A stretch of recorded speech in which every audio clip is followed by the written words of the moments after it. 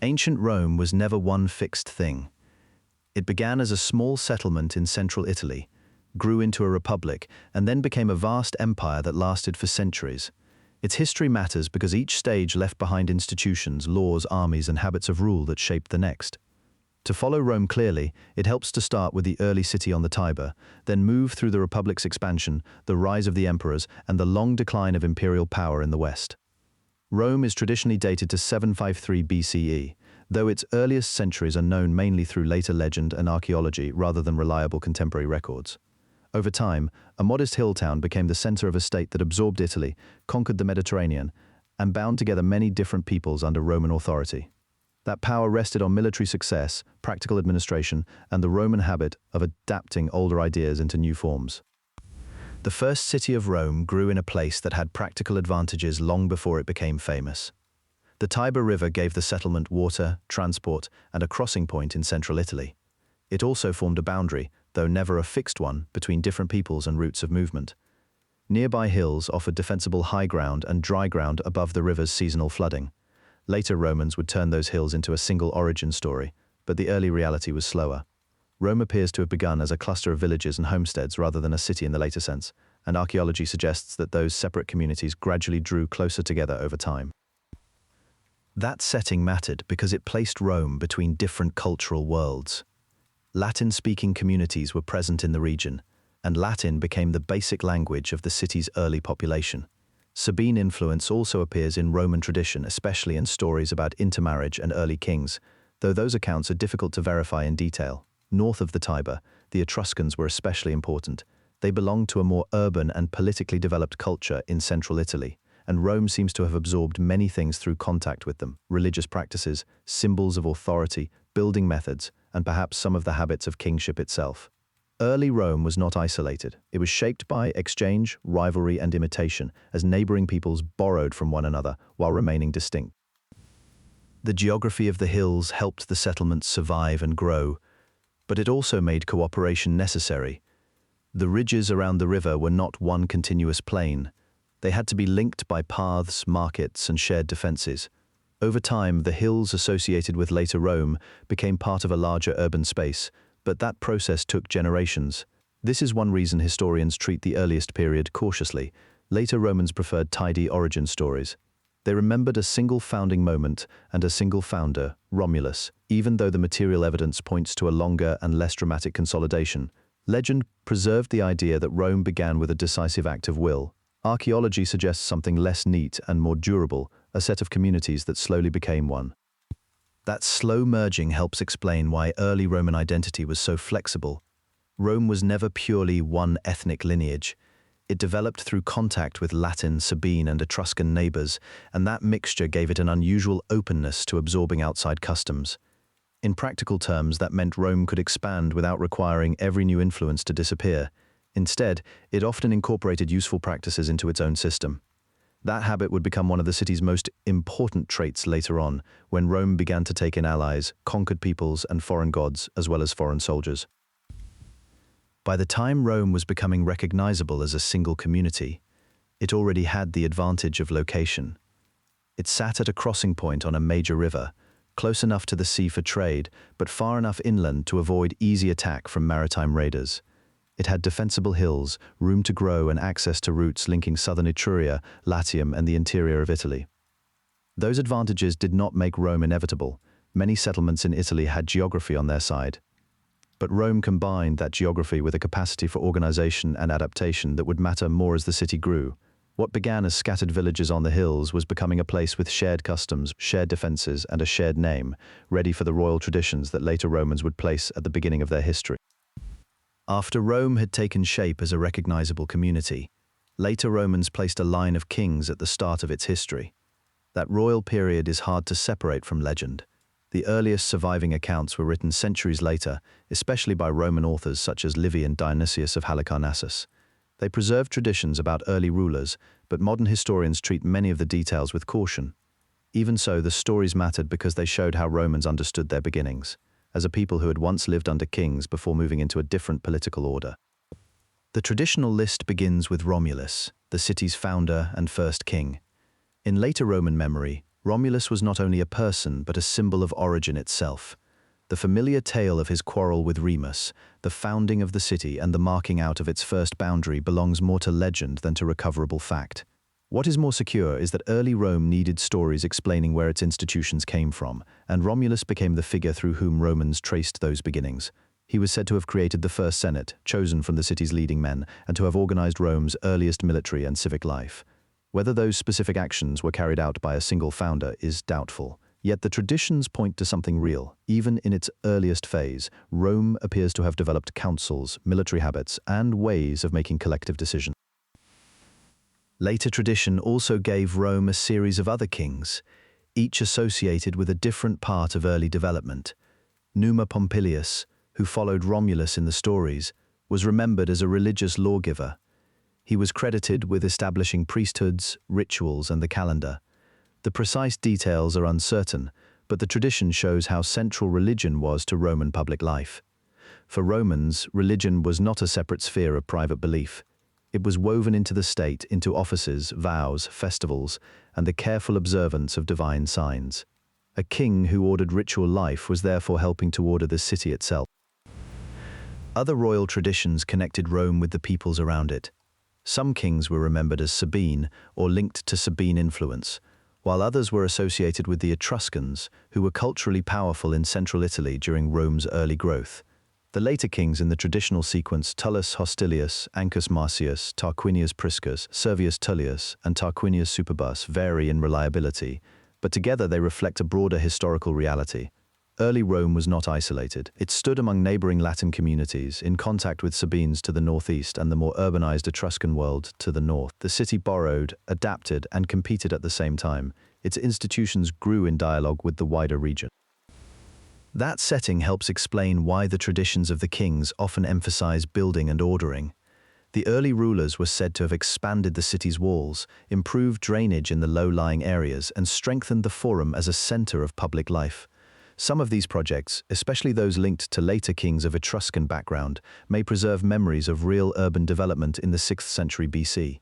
The creation of streets, temples, and public spaces would have helped transform a cluster of hill communities into a more integrated city. A settlement does not become a state by story alone. It becomes one through roads, fortifications, ritual, and regular authority.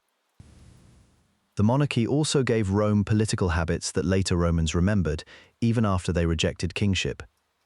The king was not simply a private ruler in the later European sense.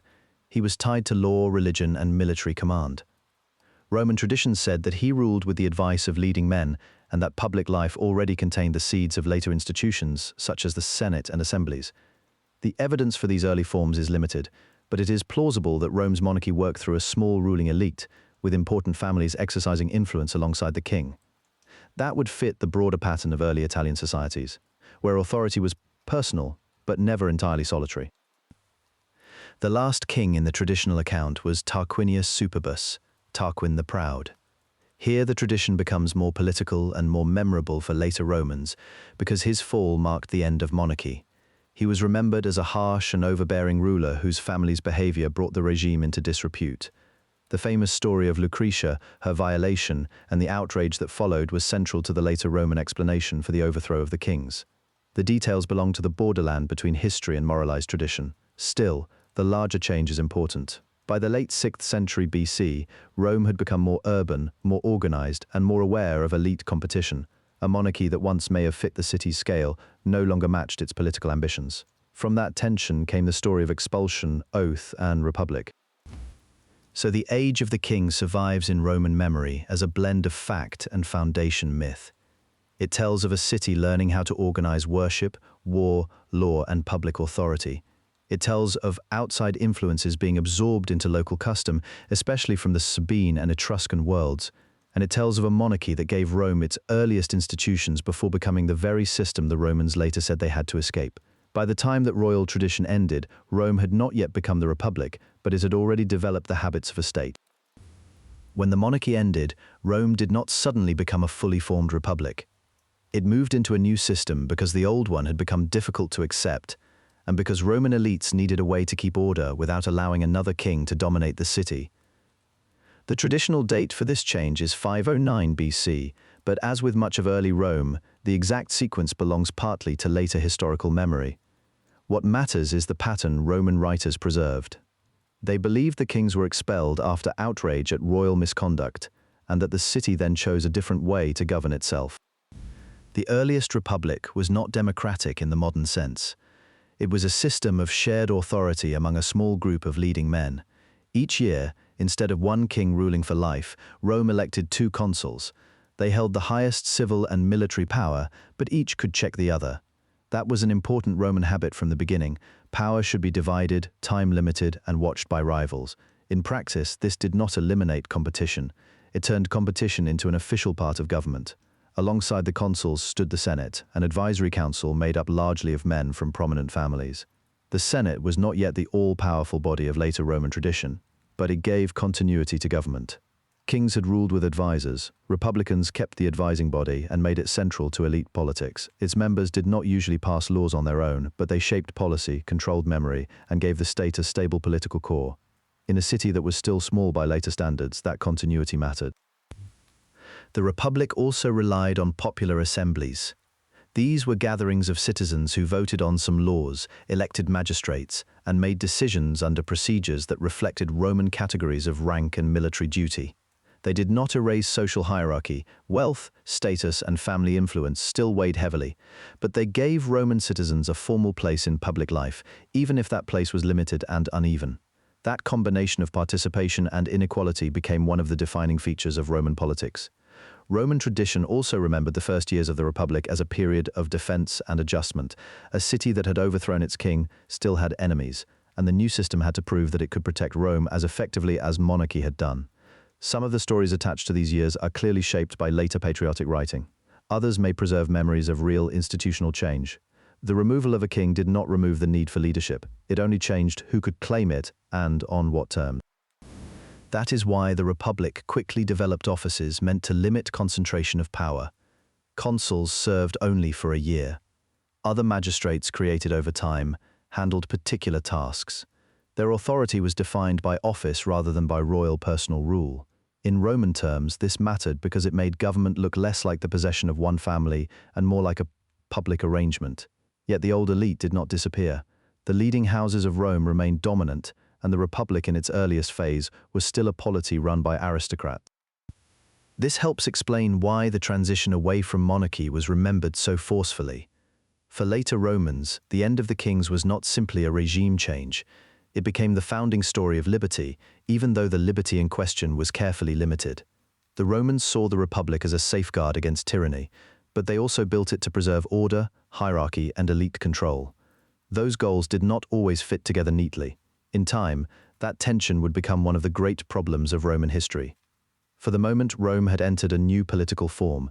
It was no longer ruled by a king, and not yet governed by the broad civic ideals that later Romans would celebrate.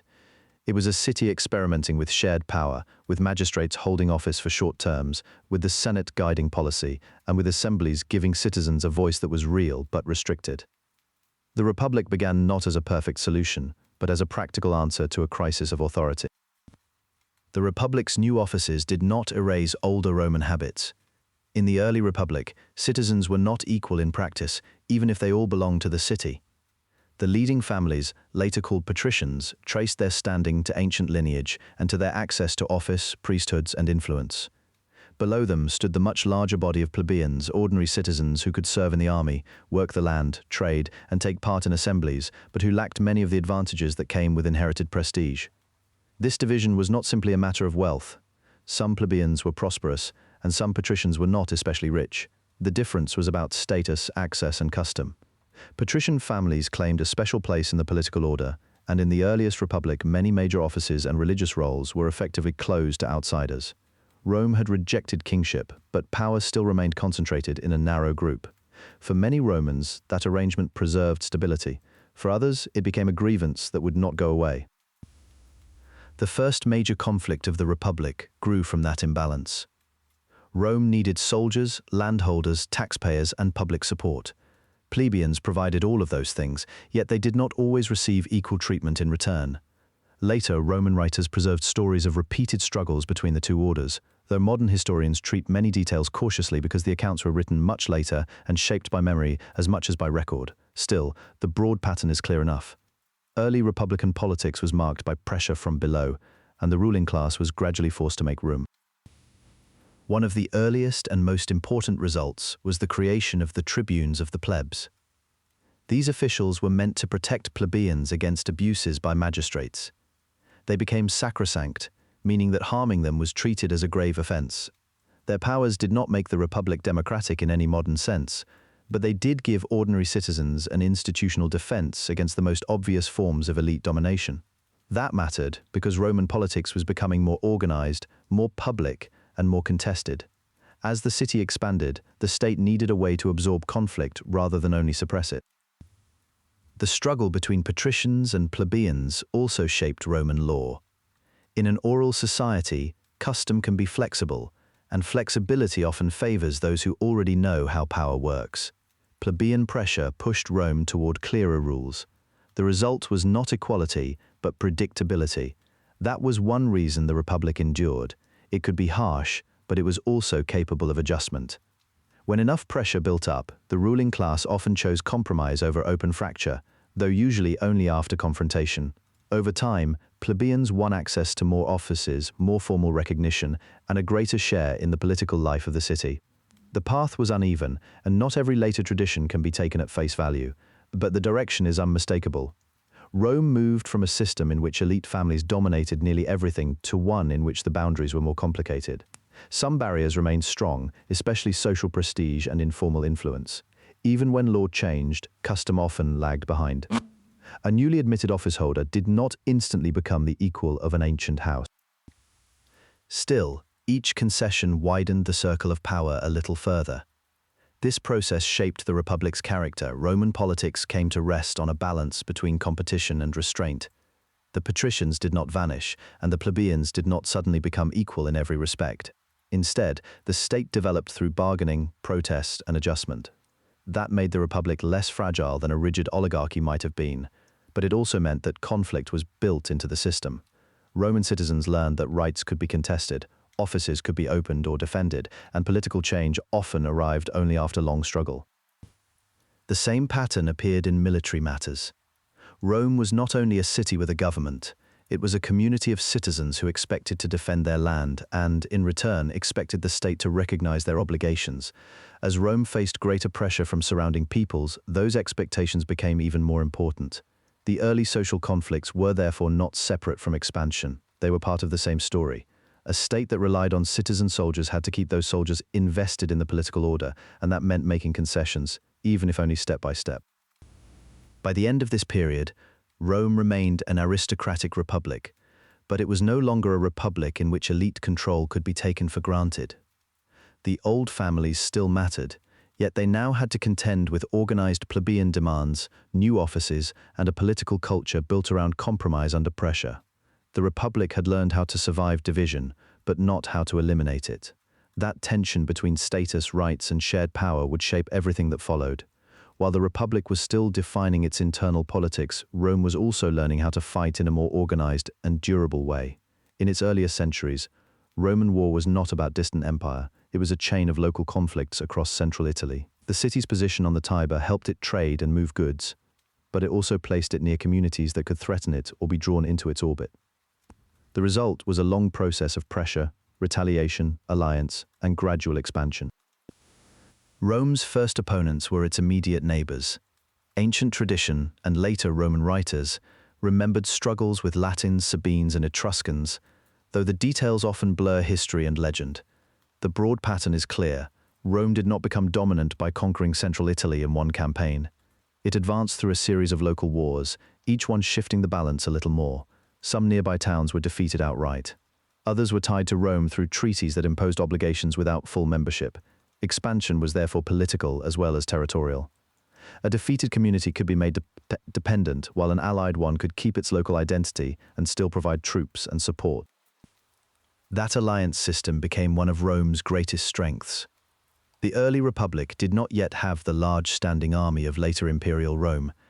It relied on citizen levies and, increasingly, on networks of Italian partners.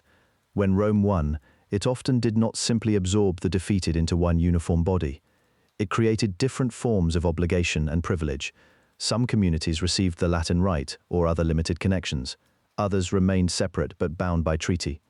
In practice, this gave Rome manpower far beyond what the city alone could supply. It tied expansion to inclusion, but in a carefully unequal way.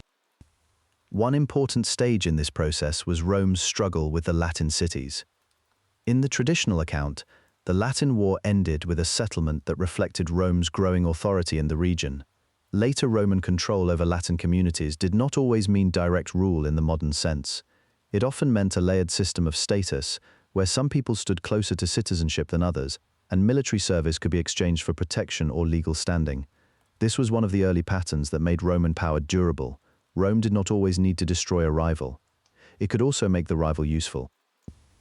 Rome also faced the Etruscan cities to the north, especially in conflicts that later memory compressed into a few famous episodes.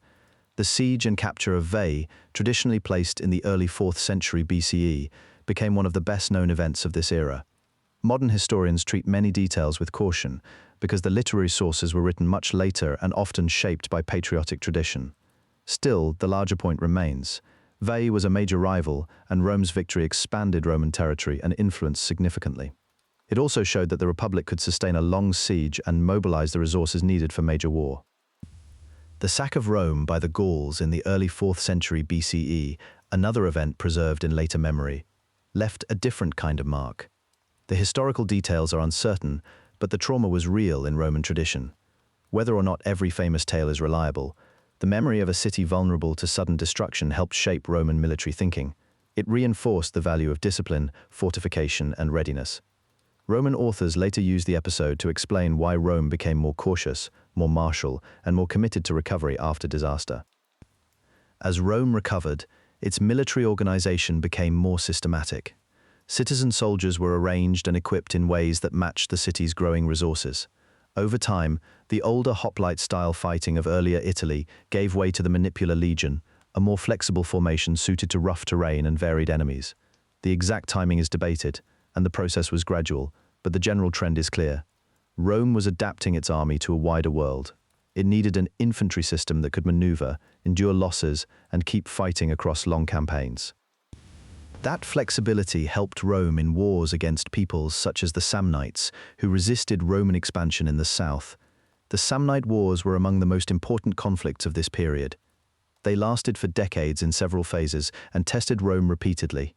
The fighting took place in difficult country, where roads, mountain passes, and local alliances could matter as much as battlefield strength. Rome did not win by a single brilliant maneuver. It won through persistence, manpower, and a growing ability to recover after defeat. Some Roman losses were severe, but each setback pushed Rome to refine its methods and deepen its hold over central and southern Italy. By the time Rome confronted the Greek cities of southern Italy, it was no longer just a regional town with nearby enemies. It had become the leading power on the peninsula. The campaign against Tarentum and the arrival of Pyrrhus of Epirus in the early 3rd century BCE made that clear. Pyrrhus was a skilled commander, and his victories were costly enough that his name later became associated with the idea of a Pyrrhic victory, though that label came from later reflection rather than a Roman slogan at the time. Rome suffered heavy losses, but it kept returning to the field. Pyrrhus eventually withdrew, and Rome's resilience mattered more than any single battle. What followed was not the sudden end of resistance, but the steady widening of Roman control. Through alliances, colonies, road building, and military settlements, Rome linked more and more of Italy to its own interests. Colonies were especially important. They could secure strategic points, project Roman presence into contested regions, and reward Roman citizens with land, while also anchoring allies to the new order. Roads, too, became part of war. The early Roman road network was not only for trade or administration. It allowed armies to move faster and more reliably across the peninsula, tying military success to infrastructure. By the end of this period, Rome had not yet become a Mediterranean empire. That would come later. But it had turned central Italy into a Roman sphere, built through repeated conflict and sustained by a mixture of force and agreement. The Republic's political habits shaped that expansion, and expansion in turn strengthened the Republic. Rome was now a city-state acting like a regional power, with allies, colonies, and a military system large enough to support continued growth. The struggle for central Italy was not the end of Roman development, but it was the stage that made everything after it possible. As Rome's power in Italy widened, the question of who belonged to the Roman community became more important. Conquest created new obligations, new allies, and new tensions. A city that had begun as a local settlement on the Tiber was now governing a growing network of Latin towns, Italian communities, and Roman colonies. In that setting, law mattered not only because it settled disputes, but because it gave Rome a way to define its own order and extend it. The earliest Roman law was not written down in any complete form that survives from the beginning of the Republic. Much of what we know comes from later Roman writers, and some details were shaped by memory and tradition. Still, the broad outline is clear. By the mid-5th century BCE, Roman society had been strained by conflict between elite families and ordinary citizens, and one result was the creation of the 12 Tables. According to later tradition, a board of 10 men was appointed to record the law, and the tables were displayed publicly. Whether every detail is accurate cannot be proved, but the central point stands. Rome moved toward written law because citizens wanted rules that were more visible and less dependent on private authority. The 12 Tables did not create equality. They were harsh in some places, practical in others, and very much a product of their time. But they established an important principle. Law in Rome could be stated, remembered, and appealed to as a public standard. That reduced uncertainty in daily life, especially in matters of debt, property, family authority, and legal procedure. For a republic trying to hold together a growing population, that was a significant step. Written law did not end conflict, but it made conflict more orderly.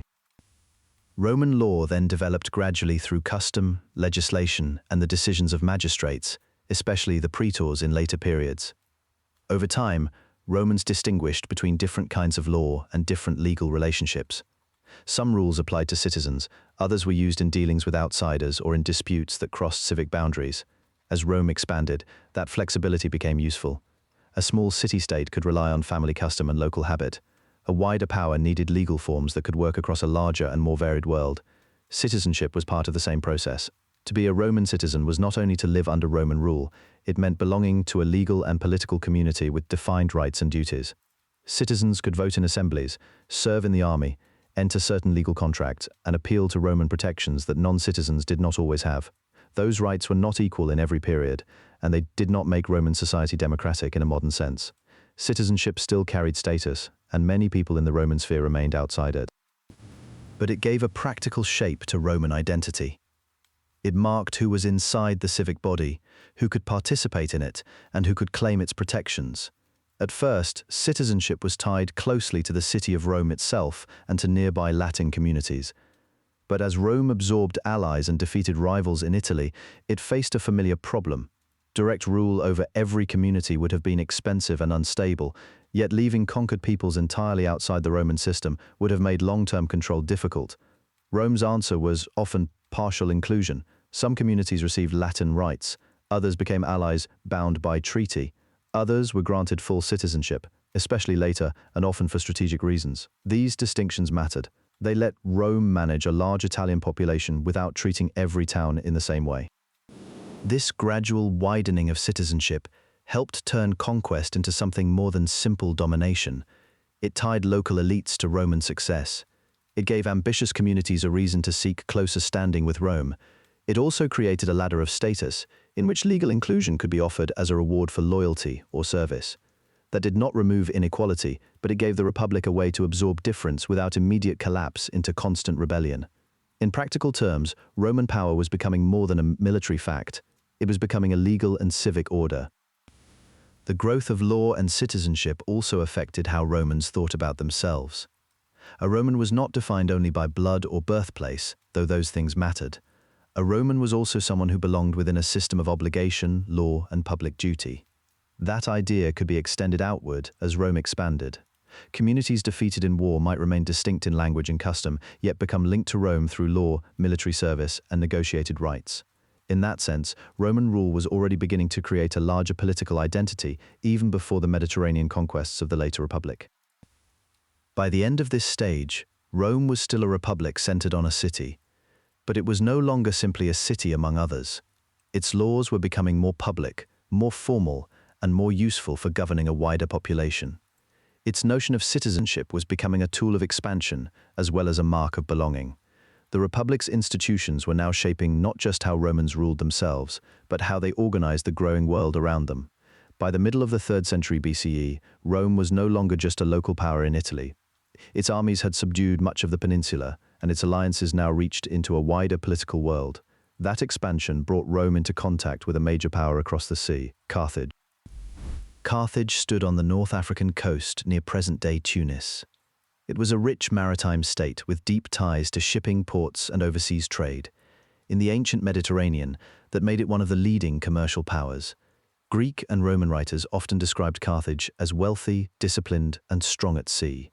Modern historians generally accept that it controlled an extensive network of trade and influence across the Western Mediterranean, though the evidence is uneven because most of Carthage's own literature was lost. Much of what is known comes from Greek and Roman authors, especially later Roman accounts written by people who saw Carthage first as a rival and then as an enemy.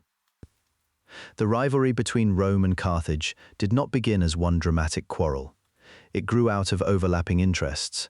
As Rome expanded through Italy, it became more involved in nearby islands and coastal affairs. Carthage already had long-standing interests in Sicily, Sardinia, Corsica, Spain, and the sea lanes between them. Trade, tribute, and control of ports mattered as much as battlefield strength. In that setting, alliances could be temporary, and any state that could protect merchants, collect revenue, and move ships effectively held an advantage. Sicily became especially important. The island sat close to both Italy and North Africa, and it lay along routes linking different parts of the Western Mediterranean. Greek cities had already established themselves there, and by the time Rome and Carthage came into direct conflict, Sicily was a patchwork of local powers, Greek settlements, and outside influence that made it valuable and unstable. The immediate cause of the first large war between Rome and Carthage was a dispute over control in and around the island, especially the city of Messana, but the deeper cause was strategic.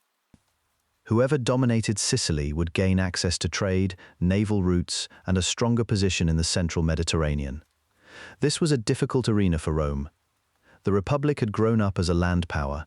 Its early success came from infantry, fortifications, roads, and alliances across Italy. Carthage, by contrast, was experienced in maritime warfare. It had ships, seamen, and a commercial system built on movement across water. Rome could not simply march an army to decide the issue. It had to learn how to build fleets, train crews, and fight in a new environment. The First Punic War began in 264 BCE and lasted more than 2 decades. That length shows how costly and evenly matched the struggle became. Roman writers later emphasized Roman determination, but the broader pattern was practical rather than heroic. Rome built warships, adapted tactics, and relied on its larger manpower base to replace losses. At sea, bravery was not enough. A state needed dockyards, timber, crews, money, and time. Rome acquired those things under pressure. One of the recurring features of Roman history is that the Republic often learned by being forced into problems larger than the ones it expected. On land, Rome and Carthage each had strengths. In Sicily and elsewhere, fighting shifted back and forth. Some local communities changed allegiance when it suited them. Commanders had to manage not only enemy armies but uncertain allies, supplies, storms, and the distance between the front and the home city. Over time, the war widened beyond Sicily. Rome also fought for control of islands and sea routes, and eventually both sides were worn down. Carthage lost more than one kind of ground, and Rome gained something that would shape the rest of its history: direct experience with overseas war. The conflict ended in Roman victory in 241 BCE. Rome gained Sicily, its first province in the later imperial sense, though the provincial system would develop more fully afterward. The word matters because it marked a change in Roman rule.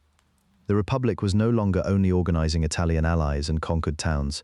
It was now governing a territory outside Italy that required regular administration, taxation, and military oversight.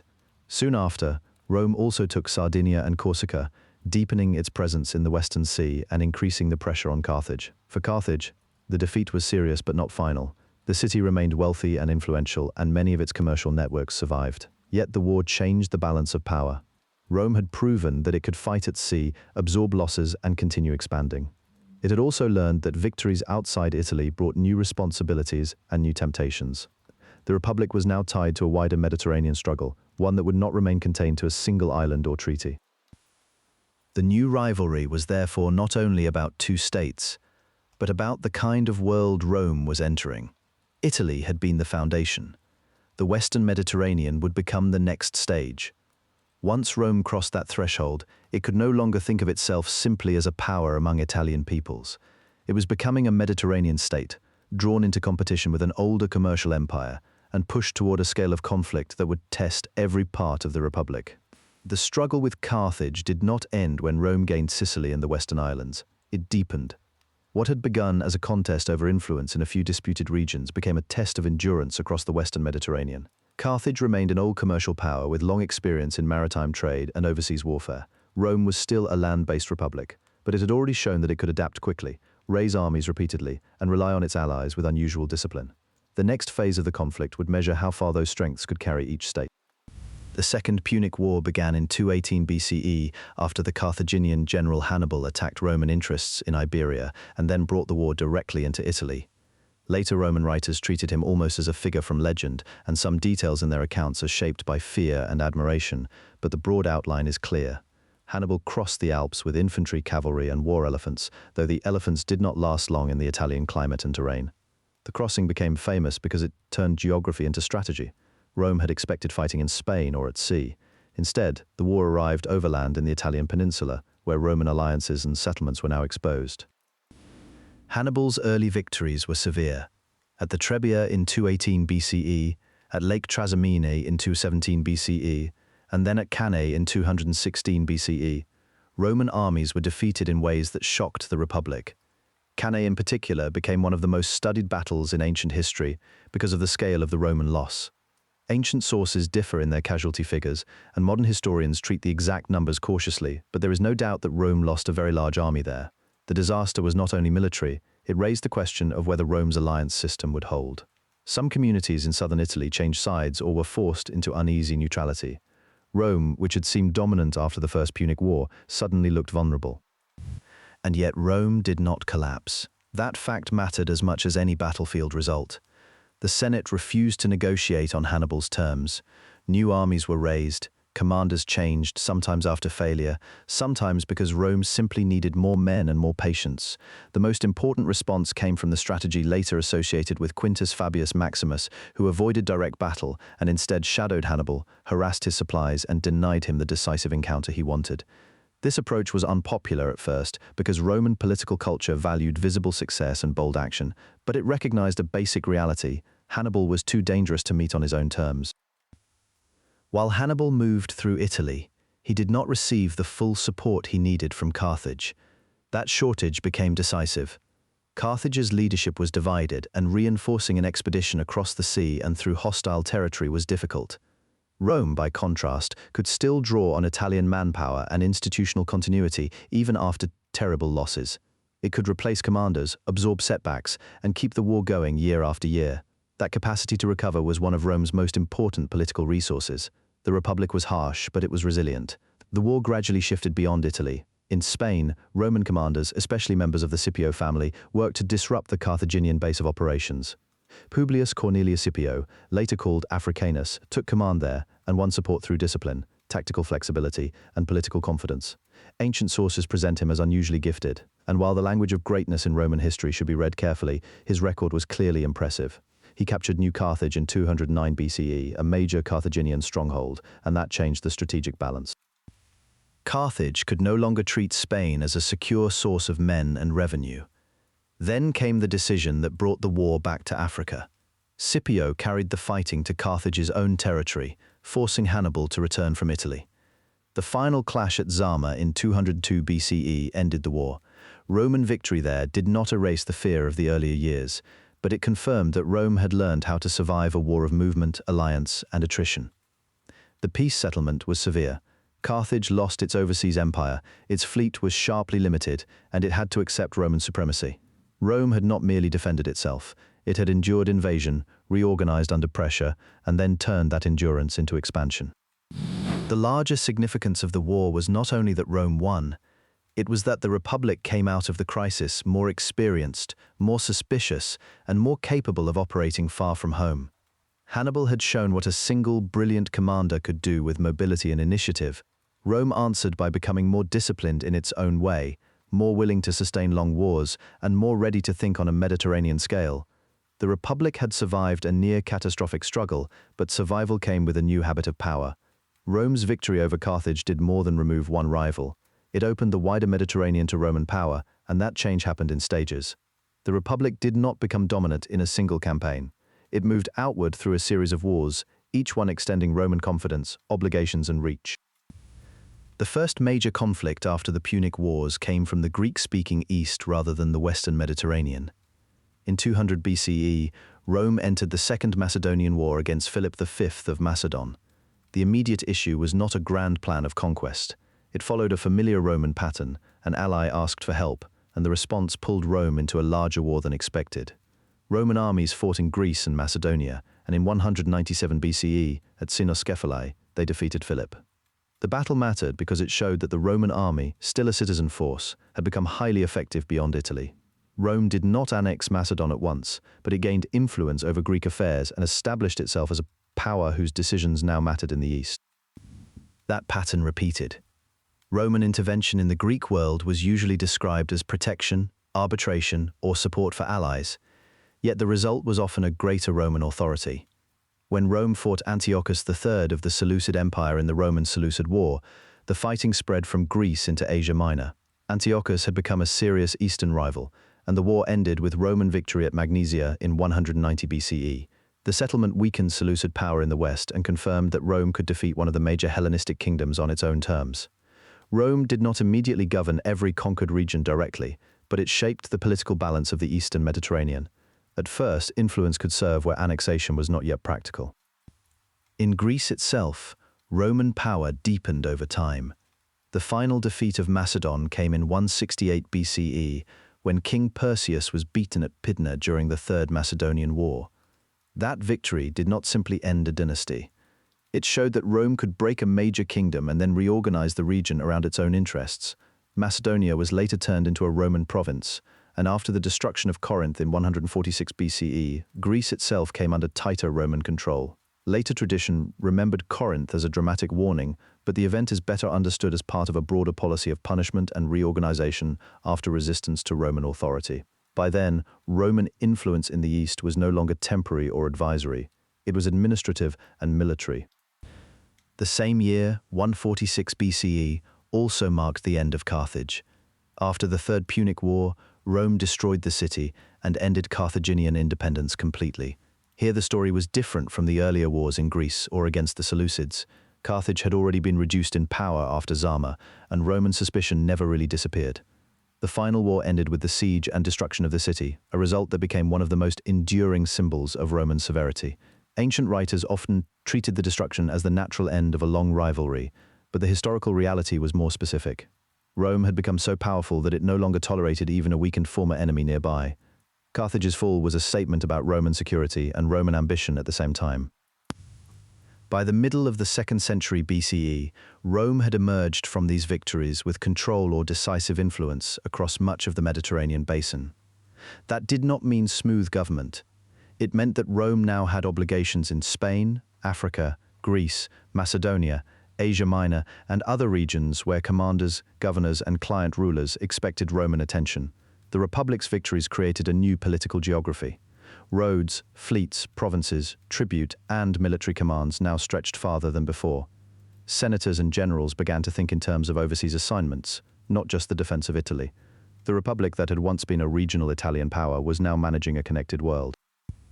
This expansion also changed what Roman superiority meant. In the early Republic, victory had often meant securing land, allies, and local advantage. After the Punic and Macedonian wars, victory meant directing the affairs of other states, collecting revenue from distant provinces, and deciding which kings would remain in power. Rome had become a state that could intervene, remove, punish, and reorganize across long distances. Its successes against Carthage, Macedon, and the Hellenistic kingdoms were military achievements, but they were also administrative ones. The Republic had learned how to turn war into a lasting structure of power, and that new structure would bring wealth, prestige, and strain in equal measure. The same victories that extended Roman power across the Mediterranean also brought new wealth into the city, and into the hands of the people best placed to claim it. War in the Roman world was never only about territory, it was also about spoils. A successful campaign could yield precious metal, captured property, livestock, tribute, and above all, people. In the centuries of expansion, Roman armies took large numbers of prisoners, and those prisoners were sold into slavery. That labor supported farms, workshops, mines, households, and large estates. The Republic grew richer in a very direct way, but the gains were not shared evenly. One of the clearest changes was in landholding. As Rome defeated rivals in Italy and then abroad, public land, conquered land, and lands sold off after conflict often passed into the hands of elites with money and political connections. Small farmers frequently served long military terms and returned to find that recovery was difficult. Some had been weakened by debt, some had been pushed aside by larger estates. Others simply could not compete with the scale of production that wealthier landowners could now manage. The result was not immediate collapse, but a slow concentration of property. Rural Italy still held many ordinary farmers, yet the balance was shifting. A republic built in part on citizen landholders was becoming a state with a growing number of landless citizens in and around the capital. Slavery made that change more visible.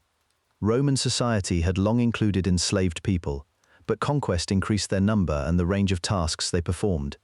In wealthy households, enslaved workers handled domestic labor, bookkeeping, teaching, and skilled craft.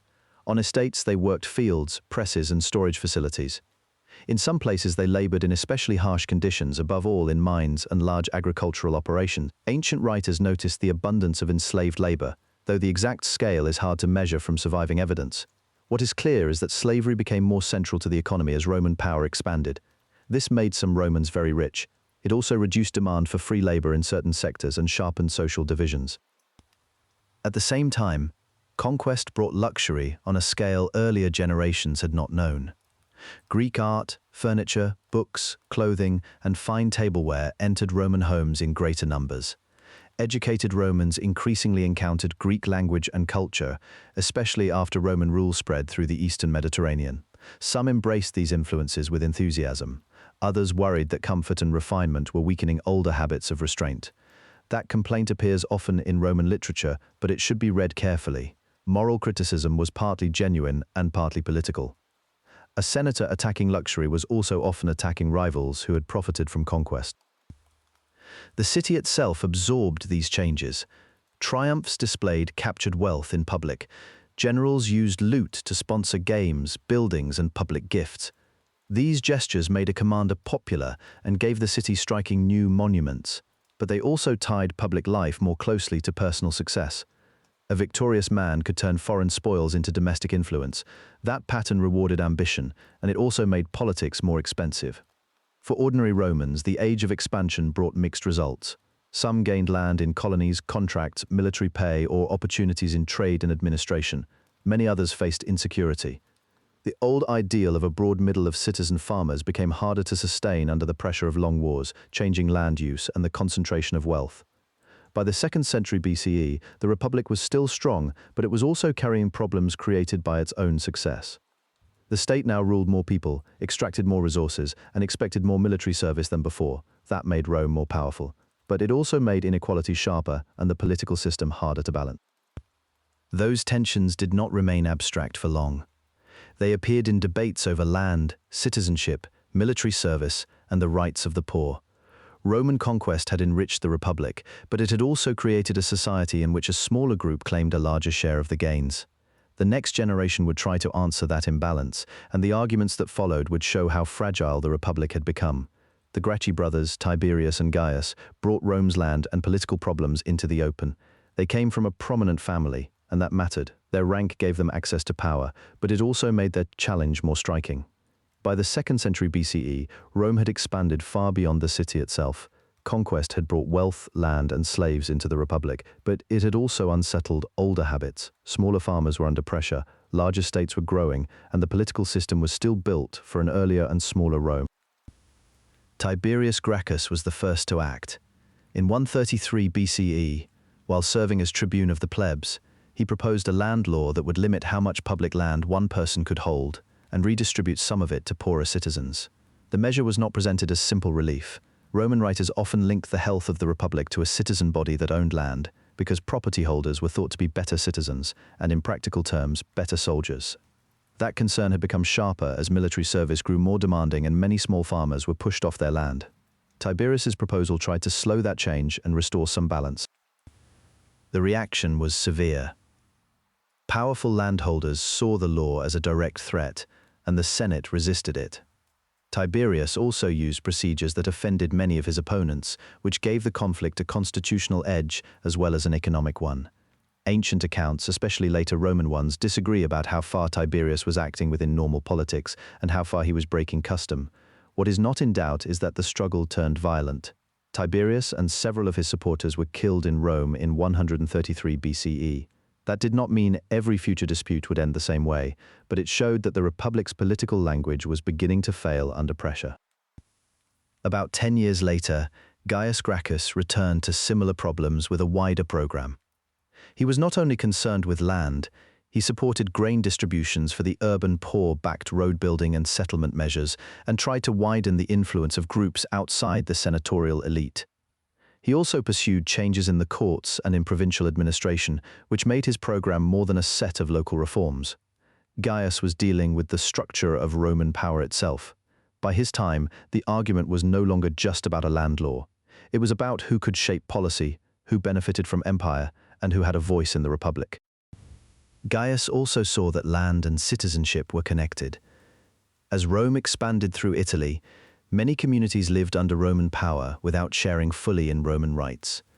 Some of Gaius's proposals moved toward improving the position of these allied peoples, or at least acknowledging that Rome's obligations were now larger than the old city-state framework. That issue mattered because Roman citizenship carried legal protections, political standing, and military duties. A republic that had once centered on the city of Rome now had to govern a much wider population, and it had not yet settled how inclusive that system should become. Resistance came quickly. Many senators did not see reform as repair. They saw it as a transfer of authority away from the old ruling class. Gaius lost support, and the conflict hardened. In 121 BCE, he died and his movement was crushed. Later writers sometimes describe the Gracchi as martyrs for reform, and that label captures part of the story. They were indeed trying to answer real problems that Rome could no longer ignore. But they were also aristocrats using the tools of elite politics, and they understood that those tools were becoming more dangerous to use. The importance of the Gracchi lies in what their careers revealed about the Republic. Rome had grown powerful enough to produce deep inequalities, but its institutions had not adapted smoothly to that growth. The issues were land, citizenship, military burden, and the rewards of empire. Beneath them was a larger problem of political balance. The Republic still depended on compromise, yet compromise was becoming harder to sustain. After the Gracchi, reform did not stop. It continued, but in a more suspicious and more unstable political climate. That change mattered because it helped prepare Rome for the harder conflicts that followed. After the collapse of the Gracchi movement, Rome did not suddenly become a different kind of state. Its magistrates, senate, and assemblies remained in place. But one of the older assumptions behind the Republic was weakening. For generations, Roman armies had been drawn largely from citizen farmers who owned property and served because they had a direct stake in the city's survival. That system worked best when wars were relatively short and close to home. It worked less well as Rome's territory expanded and campaigns kept men away from their land for longer periods. A soldier might return to find neglected fields, damaged finances, and a lower place in the property classes. The Republic still expected service, but the social base for that service was changing. The key figure in this transition was Gaius Marius, a man from Arpinum rather than one of the old senatorial families. His career shows how Roman politics and Roman warfare were beginning to shape one another in new ways. Marius had earlier military experience in Spain, then entered high politics and won the consulship in 107 BCE. That mattered because it placed major military command in the hands of someone outside the narrow circle of traditional aristocratic power. It also showed that military success could now carry a man into political prominence more directly than before. During the Juguthine War in North Africa, Marius gained fame for pushing for more effective command and for presenting himself as practical rather than polished. The war was complex, and Roman sources do not always describe it even-handedly. But the larger point is clear. Rome needed commanders who could manage distant conflicts, and those commanders needed armies more flexible than the old citizen levy. Marius did not create that change alone, but his reforms helped make it lasting. One of the most debated parts of Marius's career is how far he opened the army to poorer men. Later writers often describe the reform as if he replaced a property-based militia with a professional army overnight. Modern historians are more cautious. the change was probably gradual. Still, under Marius, recruitment widened. Men without enough property to qualify under older standards could now be enlisted, and the state increasingly supplied equipment in a more standardized way that made it easier to raise larger armies, especially for longer campaigns. It also made military service a real path of advancement for men with fewer prospects elsewhere. That shift had consequences beyond the battlefield. A soldier who owned little land and depended on his general for pay, booty, patronage, and eventually settlement after discharge was likely to feel a stronger personal loyalty to that commander. The Republic, in theory, still commanded obedience. In practice, loyalty was becoming more personal. Roman generals had always enjoyed honor and influence, but now their armies could become more closely tied to their own success. That did not mean soldiers stopped thinking of themselves as Romans. It meant service was increasingly shaped by patronage as well as duty. Marius was also associated with tactical and organizational changes, though the sources do not always separate his own actions from broader developments. The legions became more standardized in structure. The familiar image of the Marian legionary carrying his own gear reflects a real shift in campaigning, even if later retellings simplify the details. The larger point is that the Roman army was becoming a more durable institution, better suited to long imperial warfare than to the older pattern of seasonal service.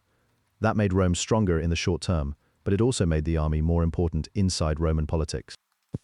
Marius's career showed that military command could now outweigh civilian competition. He won repeated consulships during a period when extraordinary circumstances were beginning to justify repeated offices in ways earlier Romans might have found troubling. His reputation rested on victory and security, but the Republic was paying a price for relying so heavily on individual commanders. When soldiers looked to the man who had recruited them, paid them, and led them to success, the state itself could seem less immediate than the general standing before them. This was not yet the collapse of republican government. Roman institutions continued to function, and many senators still believed they could control events through custom and precedent. But the relationship between army and politics had changed enough that later leaders would work within a new and more dangerous pattern. Military prestige now carried greater political weight. Commanders had more reason to seek glory, and soldiers had more reason to follow them. The state also had more reason to fear what might happen if those loyalties were turned against it. The wars against Jugurtha and against migrating Germanic groups at the end of Marius's career showed another side of the same problem. Rome needed capable generals to meet external threats, but the men who proved most effective became harder to manage once the fighting ended. Marius himself was later drawn into political conflict at Rome, where his military reputation did not guarantee stable authority. In that sense, his career marks a turning point. The Republic did not stop valuing law or office, but it increasingly had to contend with men whose power came from armies as much as from elections. By the end of this period, Rome's army had become more than a body of citizen defenders. It had become a source of patronage, advancement, and political leverage. That shift did not destroy the Republic at once, but it changed the terms on which Roman power would be contested. Once commanders could build lasting bonds with their troops, politics in Rome became harder to separate from war. Lucius Cornelius Sulla made civil violence a central fact of Roman politics. He did not create every cause of the late Republican crisis, but he showed that a Roman general could use an army not only against foreign enemies, but against other Romans, and then use victory to reshape the state. By the late 2nd and early 1st centuries BCE, the Roman Republic still had elections, annual magistracies, and a senate that claimed authority over public life. Yet the old system was under strain. Men who commanded armies in long foreign wars could return with loyal soldiers, wealth, and prestige. That gave Roman competition a sharper edge. Disputes over office could become disputes over who controlled military force. Sulla belonged to the senatorial elite, and his career was tied to that new reality. He became prominent in the wars against King Mithridates VI of Pontus, but his rise was also bound up with rivalry against Marius. Marius had once been his patron, then became his enemy. Their conflict was personal, but it also reflected a larger question: who had the right to assign provinces, command armies, and claim legitimacy at Rome? When the command against Mithridates was transferred away from Sulla, Marius's supporters helped bring about that decision. Sulla responded in a way that had no clear precedent in Roman public life. He led his troops on Rome itself. That march changed the political balance. Romans had seen violence in civic disputes before, but a commander bringing a field army into the city to settle an argument by force was something different. Sulla drove out his opponents and recovered the command. He then left Italy to continue the war in the east. While he was away, his enemies regained influence at Rome. When he returned victorious, he came back not only as a successful general, but as a man convinced that the state had to be remade before it could be secure. The civil war that followed ended in Sulla's favor. In 82 BCE, he had himself appointed dictator. In Roman tradition, a dictator was an emergency magistrate, usually temporary and meant for a limited task. Sulla expanded the office far beyond its older use. He also introduced the proscriptions, lists of enemies of the state who could be killed without legal penalty and whose property would be taken. This violence was public, organized, and tied to law as Romans were redefining it. It punished political enemies, enriched supporters through confiscated property, and taught everyone else what defeat could mean. The proscriptions matter because they show how civil violence became part of government rather than merely a breakdown of it. Earlier Roman politics could be harsh and corrupt, but it still depended on shared assumptions about office, custom, and the limits of legitimate power. Sulla weakened those limits. He used extraordinary authority to destroy his enemies and then set about changing the constitution so that future politics would favor the Senate over the popular assemblies and the tribunes. Some of his reforms were technical, but their direction was clear. He enlarged the Senate. He increased the number of magistrates. He limited some routes to advancement. He also tried to reduce the power of the tribunate, which had often been used by ambitious men to build support outside the senatorial elite. At the same time, he settled veterans on land. That rewarded the soldiers who had stood with him and helped secure his new order. Even as he claimed to restore stability, he still relied on military loyalty and coercive power to do it. That contradiction became one of the defining problems of the late Republic. Sulla eventually gave up the dictatorship and retired to private life, dying in 78 BCE. On the surface, that might look like a return to normal. But Rome had changed. His enemies had been weakened. His methods had been displayed in public. His example had been learned. He had shown that a Roman could march on Rome, seize the state, rule through emergency powers, and alter the constitution by force. That is why Sulla matters so much in the story of Roman civil violence. He did not invent political aggression in Rome, and he did not personally end the Republic, but he made it much harder to believe that elite conflict would remain safely inside the law. After Sulla, ambitious men could still speak the language of tradition. Yet they also knew that an army once loyal enough could decide what tradition would mean. The Republic survived him, but it emerged more divided, more fearful, and more accustomed to force as a political argument. After Sulla's retirement, Rome did not settle into calm for long. The Republic still had elections, courts, magistrates, and a Senate that claimed authority through custom. But the political culture had changed. Leading men now knew that prestige came not only from ancestry and public service, but also from military success, money, and the ability to block rivals.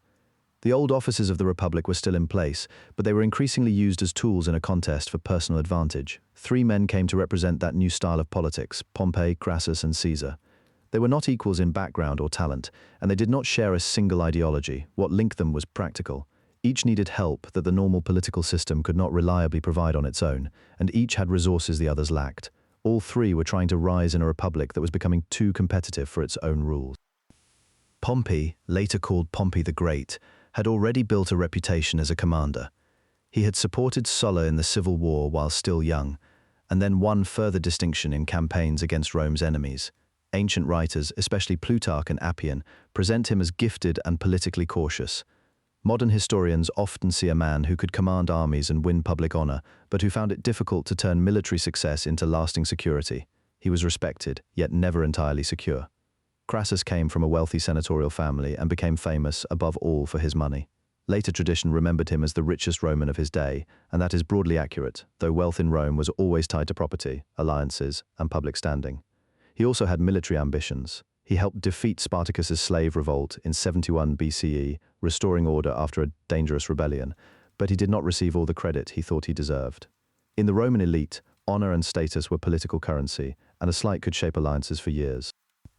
Caesar was younger than both men, but he understood the system very well.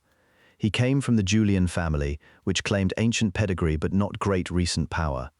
He needed offices, fame, and command, and he also had to manage debt, which was common among ambitious politicians who spent heavily on campaigns, games, and public generosity. Family name, personal charm, calculation, and political daring made him dangerous to rivals and useful to allies. For a time, these needs converged. Around 60 BCE, Pompey, Crassus, and Caesar formed what later historians call the First Triumvirate. The term is a modern label for an informal political partnership. It was not an official office or a public law. It was a private arrangement among powerful men who could each help the others get what they wanted. Pompey wanted settlements for his veterans and ratification of his eastern arrangements. Crassus wanted financial and political advantages for his circle. Caesar wanted the consulship and then a major provincial command. Together, they were strong enough to dominate normal politics for a while. This mattered because it showed how far the Republic had drifted from older habits. In earlier generations, senators still competed fiercely, but they were expected to do so within a system of shared norms. By the late 1st century BCE, elite cooperation increasingly took the form of deals struck outside the regular institutions. The public assemblies still voted, the Senate still debated. But behind those formal procedures stood men whose private agreements could decide outcomes in advance. Caesar's consulship in 59 BCE showed how effective that kind of power could be. He pushed through measures favorable to Pompey, secured political support through alliances, and then obtained the province of Cisalpine Gaul and Illyricum, with Transalpine Gaul added soon after. That command was crucial. Roman provinces were not just administrative assignments. They were opportunities for military glory, patronage, and profit. A successful commander could return home with loyal veterans, spoils, and a reputation strong enough to reshape politics. The Republic had created these command structures for practical reasons. Rome needed experienced men to govern and fight abroad. But as territories expanded, the same system gave individual commanders access to armies for longer periods and over larger distances. That made military achievement harder to separate from political competition. A general who won wars became more than a servant of the state. He became a rival center of authority. Pompey, Crassus, and Caesar each benefited from this system, and each helped weaken it further. Their alliance was useful, but it was not stable in any deep sense. It depended on temporary advantage, not shared principle. Pompey and Crassus had long competed for prestige. Caesar's rise depended on both men, but also on his ability to outlast them. Once the partnership had served its purpose, the older rivalries returned. The triumvirate did not solve the Republic's political problems. It exposed them. Rome's leading men were no longer simply arguing over policy or office. They were building personal power networks that reached across elections, provinces, armies, and family connections. The Republic still existed on paper, but the balance among its top figures was becoming fragile. And once Caesar went north to Gaul, that balance would be tested in a far more serious way. Caesar's command in Gaul began in 58 BCE, when he received a provincial assignment that at first looked routine in Roman politics. In practice, it gave him what mattered most: time, distance from immediate rivals in Rome, and control of several legions under his own leadership. Gaul was not a single kingdom waiting to be absorbed. It was a broad and varied region, with many peoples, shifting alliances, and local conflicts that Rome could exploit. Caesar understood that better than many of his contemporaries. He presented his campaigns as necessary security work, but they also advanced his career.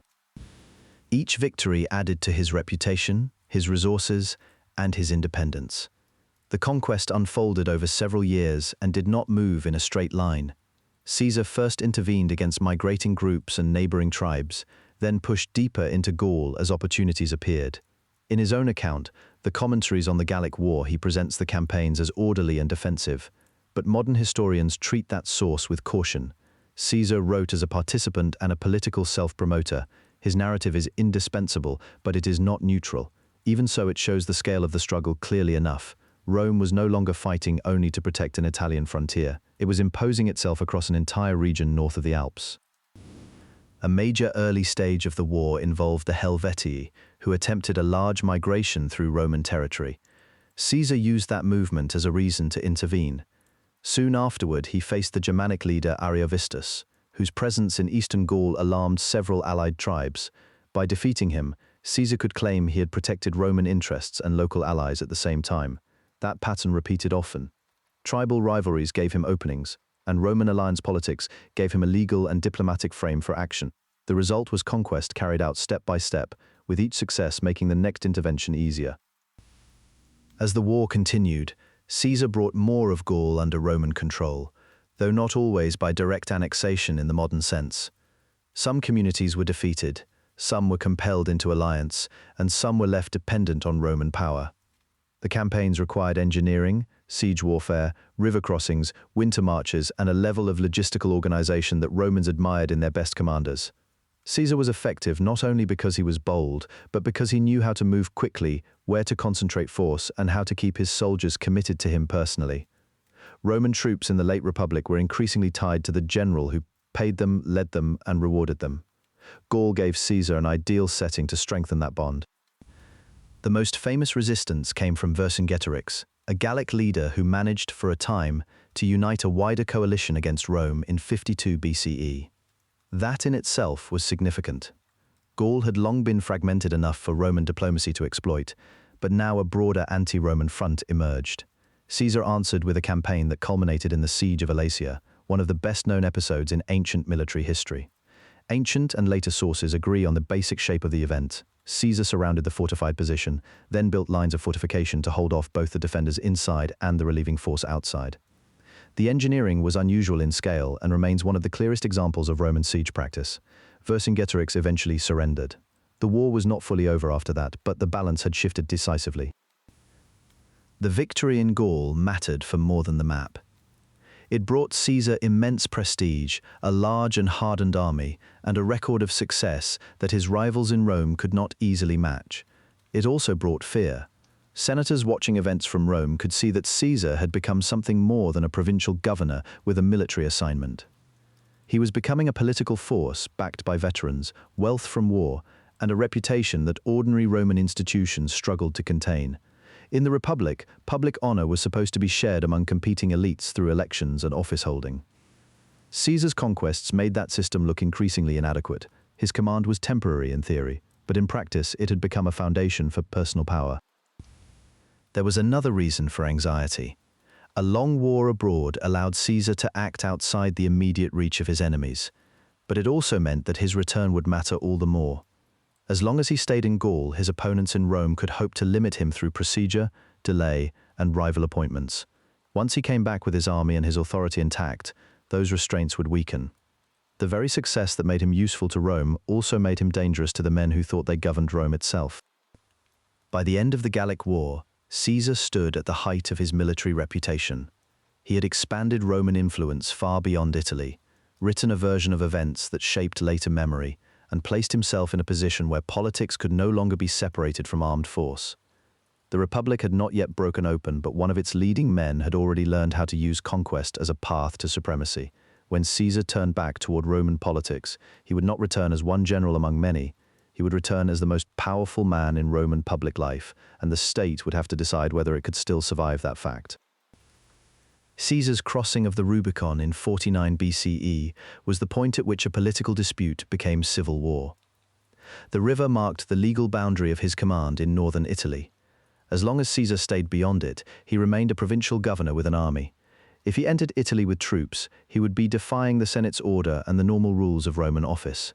The moment mattered not because it was theatrical, but because it changed the legal and political meaning of everything that followed. The crisis had begun before Caesar ever reached the river.